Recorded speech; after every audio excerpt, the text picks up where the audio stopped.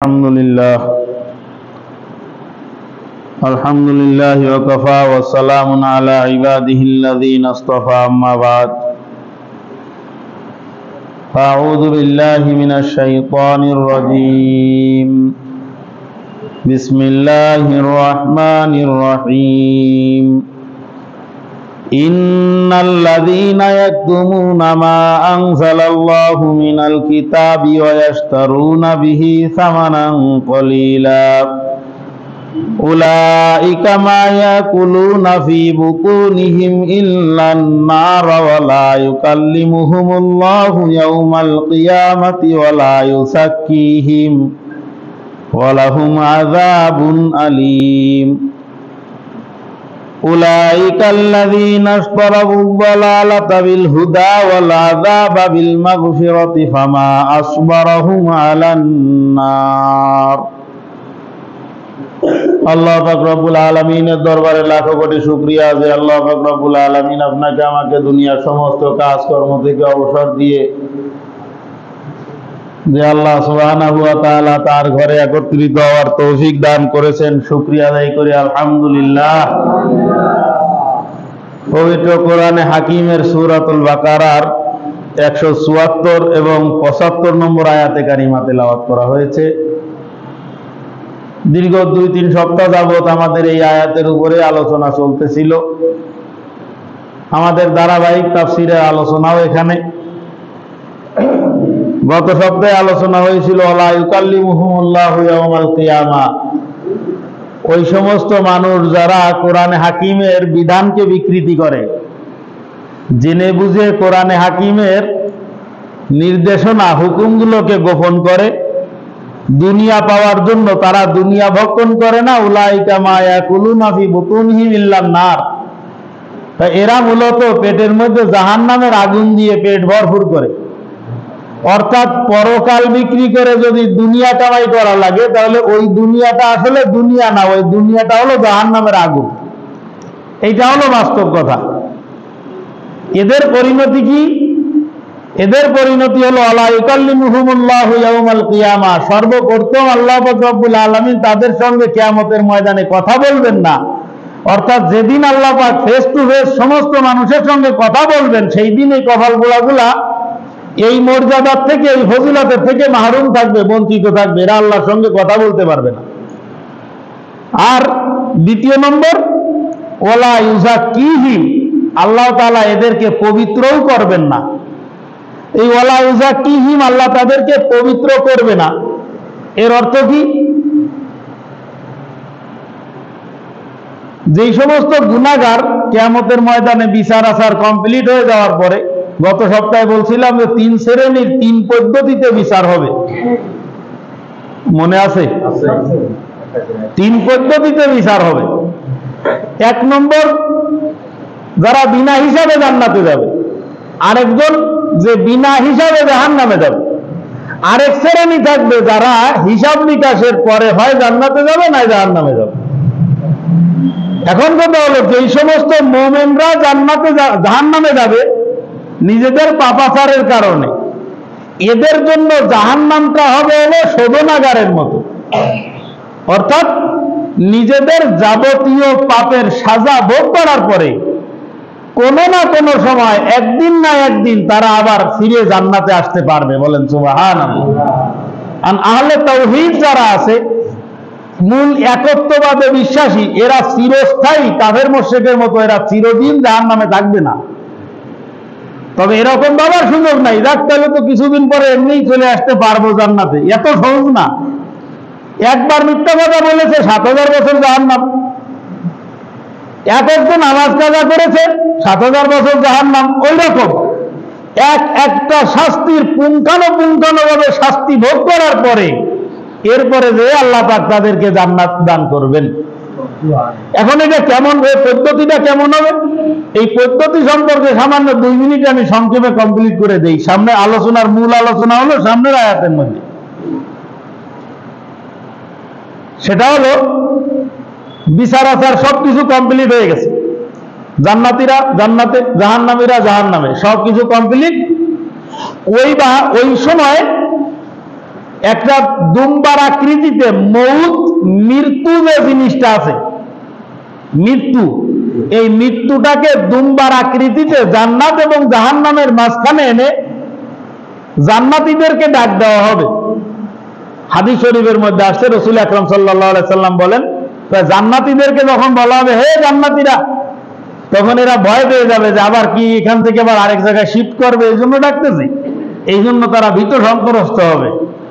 আর জাহান্নামীদেরকে যখন আওয়াজ দেওয়া হবে তখন তারা আশান্বিত হয়ে, আশায় আলোকিত হয়ে তারা দরজা খুলবে, এই কথা মনে করে যে আমাদের উপরে মনে হয় রহম হয়েছে, আমাদেরকে বের করে দেওয়ার জন্য মনে হয় ডাকতেছে। তখন ওই মউত নামক যে দুম্বাটা, ওইটারে মাঝখানে রেখে জিজ্ঞাসা করা হবে, এটারে চেনো তোমরা, এটাকে চিনতে পারতেছো? তখন জান্নাতি জাহান্নামী সবাই বলবে যে হ্যাঁ এটারে চিনতে পারতেছি, হাযাল মাউতুল্লাযী মুক্কিলা আলাইনা, এটা হলো ওই মউত যেই মউতটা আমাদের উপরে নিয়োজিত করে দেওয়া হয়েছিল, এই মউতটাকে আমাদের উপরে নিয়োগ করে দেওয়া হয়েছিল। সমস্ত দুনিয়ার সরদারি বাহাদুরি সব ধ্বংস হয়ে যেত এর কারণে। এরপরে ওইটাকে মাঝখানে জবাই করে দেওয়া হবে। এবার হিসাব করেন যে মউতটাকে যে জবাই করে দিছে, তাহলে মৃত্যুটাকে জবাই করে দিল মানে মৃত্যুটাকে মেরে ফেললো, তার মানে আর কোনো মৃত্যু নাই। বুঝেননি কথা? জান্নাতে যান আর জাহান্নামে যান, আর ওই জায়গায় আর কোনো মৃত্যুর কোনো সুযোগ নাই। এইভাবে চলতেছে চলতেছে চলতেছে চলতেছে, শাস্তি যখন শেষ পর্যায়ে পূর্ণ হয়ে যাচ্ছে, জাহান্নামীরা আল্লাহ পাক রব্বুল আলামিনের দরবারে একটা আরজ করবে, দরখাস্ত করবে। জান্নাতি যে ফেরেশতা আছে সেই ফেরেশতার নাম হলো মালিক, মালিক ফেরেশতা। এই মালিক সম্পর্কে রাসূল আকরাম সাল্লাল্লাহু আলাইহি সাল্লাম বর্ণনা করেন যে মেরাজ করে আসছি, মেরাজে যাওয়ার পরে সবার সঙ্গে সাক্ষাৎ হয়েছে, সব কুশল বিনিময় হয়েছে, অত্যন্ত বন্ধুসুলভ, খুব সম্মানের সঙ্গে হাসি খুশি ভাবে সবার সঙ্গে আমার মুলাকাত হয়েছে। একজন মাত্র লোক জিব্রাইলকে আল্লাহ নবী বলতেছে যে জিব্রাইল, পুরো সফরের মধ্যে আমি আশ্চর্য হয়েছি একজনের আচরণে। কে সে? ওই মালিক। এই মালিকের সঙ্গে যখন সাক্ষাৎ করলাম তখন মালিক শুধুমাত্র বলল আপনি আসছেন, আমরা সবাই খুশি হয়েছি, এইটুকু বলল, কিন্তু তার চেহারার মধ্যে একটু খুশির ভাব, একটু হাসি তার ঠোঁটে আমি দেখলাম না।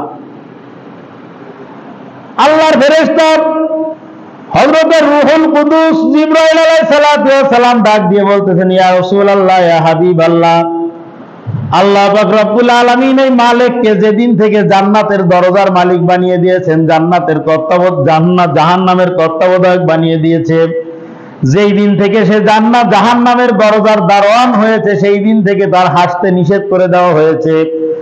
আল্লাহ পাক রব্বুল আলামিন চিরতরের জন্য হাসি যে জিনিসটা আছে সেই জিনিসটাই মালিক ফেরেশতার থেকে ছিনিয়ে নিয়েছেন। কোনোদিন সে হাসবে না, হাজারো খুশি হইলেও হাসার তার কোনো সুযোগ নাই, কারণ হাসা তার কাছে নিষেধ। তার কারণ হলো আজান, যেই লোকটা হাসে ওই লোকটার মধ্যে মায়া মোহাব্বত থাকে। কথা কর, যেই লোক যত বেশি হাসে ওই লোকের মধ্যে মোহাব্বত দরদ তত বেশি থাকে, যার হাসি খুশি যত কম ওটা কিন্তু তত বেশি পরিমাণে কঠোর থাকে। আল্লাহ নবী বলেন, তার মালিক ফেরেশতাকে আমি দেখেছি, সে আমার সঙ্গে কুশল বিনিময় করেছে, শুভেচ্ছা বিনিময় করেছে, আলহামদুলিল্লাহ আপনি আসছেন, আমরা খুশি হয়েছি, বাস এইটুকুই। জাহান্নামীরা দরখাস্ত করতেছে যে মালিক ফেরেশতাকে ডাক দিছে, ফেরেশতা, মালিক ফেরেশতা একটু এদিকে আসো, আমাদের কিছু বলার আছে। তখন মালিক ফেরেশতা, জাহান্নামীরা তাকে ডাক দিবে, আর মালিক ফেরেশতা তাদের ডাকের সাড়া দিবে। এই দুইটা জিনিসের মধ্যে ব্যবধান থাকবে 1000 বছরের। কত বছরের? ফেরেশতাকে ডাকা আর ফেরেশতার জবাব দেওয়া, এই দুইটার মধ্যে ব্যবধান কত? 1000 বছর। অনেকে বুঝতেছে না মনে হয়। কত বছরের ব্যবধান? 1000 বছরের ব্যবধান। মালিক ফেরেশতা গিয়ে বলতে, কি হয়েছে, সমস্যা কি? আল্লাহ পাকের দরবারে গিয়ে বলো, অনেক দিন পর্যন্ত তো জ্বললাম, অনেক দিন তো জ্বললাম, আমাদেরকে জান্নাতের একদম মানে জাহান্নামের একদম মাঝখানে রাখছে, আমাদেরকে যদি কোন রকম একটু কিনারায় একটু বাড়ে সাড়ে রাখা হয়। আচ্ছা ঠিক আছে, দেখতেছি। আবার ওই জানালার, সেই জানালার মধ্যে আর একটা জানালা থাকে না ছোট্ট, ওই গেট বক্সের মধ্যে বিশেষ করে দেখবেন ওই দারোয়ান ছোট্ট একটু খুলে তোমার কি হয়েছে কে এরকম জিজ্ঞাসা করে, ওইভাবে ফেরেশতাও জিজ্ঞাসা করেছে। আবার সে ছিটকে নি, মানে কি বলবো এটারে, উইন্ডোর মধ্যে একটা উইন্ডো, ওইটা আবার বন্ধ করে দিচ্ছে। বন্ধ করে দেওয়ার পরে আল্লাহ পাক বলতেছে আচ্ছা ঠিক আছে এক কাজ কর, এই ওর মধ্যে যাদের কপালের মধ্যে আগুন নাই, যাদের কপালে আগুন জ্বলতেছে না, সমস্ত শরীরটাই আগুন জ্বলতেছে কিন্তু কপালের মধ্যে আগুন নাই। আল্লাহর হাবিব বলেন যে কপালের মধ্যে আগুন নাই, যেই ব্যক্তি জীবনে একটা সেজদা করেছে ওর কপালে জাহান্নামের আগুন লাগবে না। জোরে বলেন সুবহান। জীবনে একটা সেজদা করেছে, মানে ঈদের নামাজ পড়েছে কোনোদিন। আর কিছু কপাল বলা আছে যারা ঈদের নামাজও পড়ে নাই, একটু বজ্জাত, ঈদের দিনও নামাজ পড়ে নাই। মানে ঈদের নামাজ পড়া ফরজ, ওই দিনকার ফজরের নামাজের গুরুত্ব কিন্তু ঈদের নামাজের থেকে আরো লক্ষ লক্ষ গুণ বেশি। এটা কিন্তু আবার মনে রাখবেন কথা, ঈদের দিনের ফজরের নামাজ মানে ঈদের দিনের না, যে কোনো দিনের ফজরের নামাজ ঈদের 2 রাকাত নামাজের থেকে গুরুত্ব বেশি না? কারণ ঈদের নামাজ কি ওয়াজিব, আর ফজরের ফরজ নামাজ ফরজ। তো কোটি কোটি ওয়াজিব একসাথে হলে একটা ফরজের সমান সমান হয় না।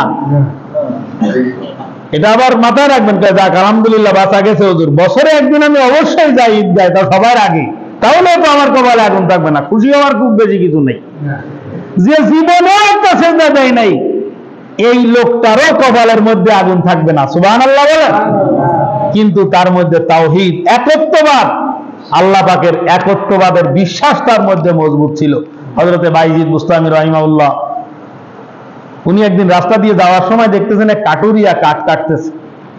কাটুরিয়া, আহারে কাটুরিয়ার ইমানের অবস্থাটা কি?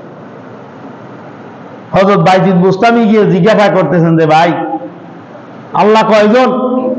তা কাটুরিয়া বলতেছে আল্লাহ একজন।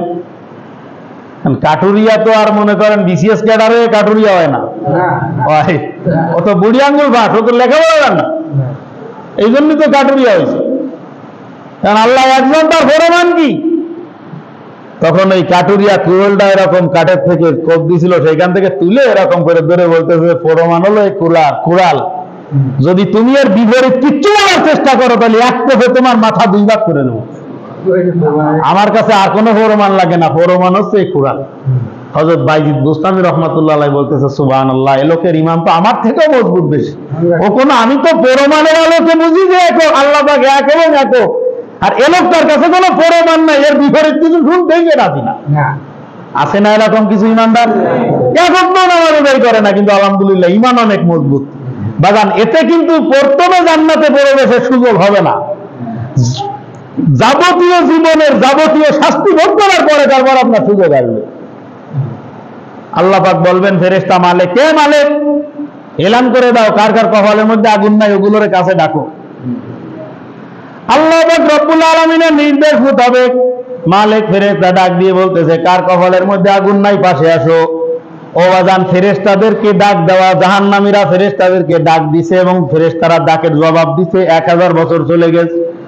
আবার পরবর্তীতে আল্লাহ পাক রব্বুল আলামিনের সিদ্ধান্ত নিয়ে যখন ফেরেশতা আসছে, তার মাঝখানেও কিন্তু 1000 বছর। এরকম না যে এক সপ্তাহের মধ্যে বহুত কিছু হয়ে যাচ্ছে, এরকমটা না। সব এদিকে আছে, কোনায় আসো, বলো কি? এটুকুই বলার ছিল যে মাঝখানে ছিলাম, একটু কিনারায় আসলাম। আবার কিছুদিন পরে মালিক আবার ওই জানালা ছোট্ট ছিদ্র খুলে, কি খবর? ওই যে ডাক দিছে মালিক, আর জানালা ছিদ্র খোলা কত বছর? সবাই বলতেছে না, বিশ্বাস করতেছে পারতেছে না নাকি? কত বছর? 1000 বছর। আবার ওই 1000 বছর কি হয়েছে? আল্লাহ পাকের গিয়ে বলো, অনেক দিনই তো জ্বললাম, যদি এইখান থেকে একটু তুলে, আমাদের জান্নাতের দরকার নাই, এখান থেকে একটু তুলে ওই যে গাছটা দেখা যায়, ওই গাছের গোড়ায় যদি বসায় দেয়, আমাদের আর কিছু লাগবে না।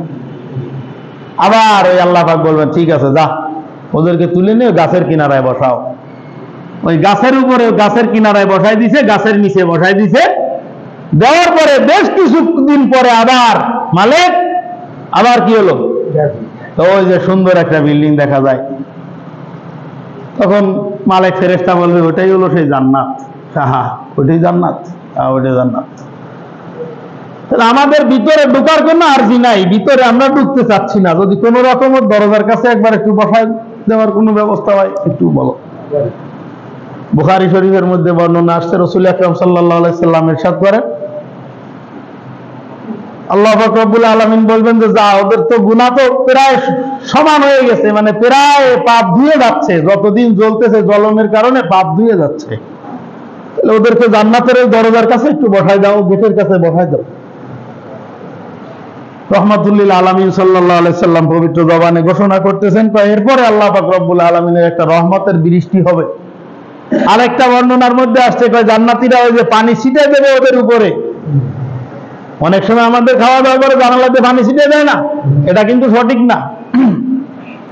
পানি ছিটিয়ে দিতে, পানি ছিটিয়ে দেওয়ার পরে শরীরের যে সমস্ত মানে জ্বলে যাওয়া, সেই জ্বলে যাওয়া যে জায়গাগুলা, যেখানে চামড়া জ্বলে গেছে, হাড্ডি জ্বলে গেছে, নখ জ্বলে গেছে, তো এই জ্বলে যাওয়া সমস্ত জায়গাগুলো আবার নতুন করে ওইখান থেকে আবার সবকিছু গজাবে, সবকিছু সুন্দর হয়ে যাবে।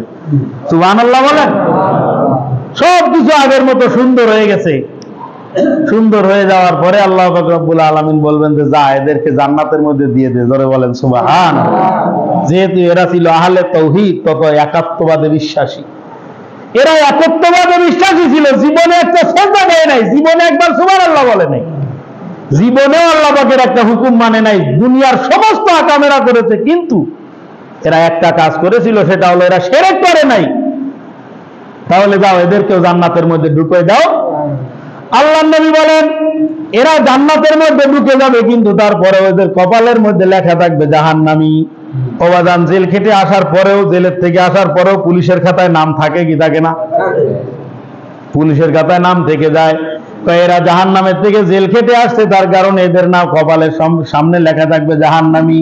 সমস্ত জাহান্নামীর থেকে মুক্তি পাওয়া জান্নাতীরা তখন ডাক দিয়ে বলতে থাকবে, রব্বে কারীম, যেই সম্মান এবং যেই মর্যাদা তুমি আমাদেরকে দিয়েছো, ও মালিক, যেই সম্মান এবং মর্যাদা তুমি আমাদেরকে দিয়েছো, আমাদের দরখাস্তের কারণে আমাদেরকে জাহান্নাম থেকে বের করে জান্নাতের মধ্যে একটু জায়গা করে দিয়েছো রে মালিক, এত বড় করুণা অনুগ্রহ যখন তুমি আমাদের উপরে করেছো, ও মালিক, কপালের মধ্যে একদম, কপালটা হলো সমস্ত চেহারার একদম সবার আগে থাকে। কপালের মধ্যে কোনো সমস্যা থাকলে সবার আগে বিপরীত সামনে যে দাঁড়ায় থাকে তার দৃষ্টিগোচর হয়। কথা বলেন ঠিক না? কপালের মধ্যে কোনো সমস্যা থাকলে সামনের লোকে সবার আগে দেখতে পারে। ও মালিক, যদি করুণা আরেকটু করতে, আরেকটু করুণা করে যদি এই দাগটাকে অন্য কোথাও যদি দিয়ে দিতে, সবাই আমাদেরকে দেখলেই চিনতে পারে যে আমরা জেলখাটা আসামি। আল্লাহ পাক রব্বুল আলামিন বলবেন যে ঠিক আছে, যাও, তাহলে তোমাদের জাহান্নামী যে দাগটা আছে, এই দাগটা তোমাদের পিছনে দিয়ে দেওয়া হবে। ও বাজান, এইভাবে করে আল্লাহ পাক রব্বুল আলামিন বলতেছেন, ওয়ালা ইউসাক্কিহিম, যারা আল্লাহর কালামকে বিকৃত করবে তাদেরকে আল্লাহ পাক এইরকম ভাবে পবিত্র করবেন না। আমি কি আয়াতের এই শব্দটাকে বুঝাইতে পারলাম না? ওয়ালা ইউসাক্কিহিম, আল্লাহ পাক তাদেরকে পবিত্র করবেন না। পবিত্র করবেন না মানে এদের আর জিন্দেগিতে কোনোদিন জান্নাতে ঢোকার সুযোগ হবে না। ওয়ালাহুম আযাবুন আলীম, তাদের জন্য রয়েছে মহা যন্ত্রণাদায়ক শাস্তি, মারাত্মক যন্ত্রণাদায়ক শাস্তি রয়েছে তাদের জন্য।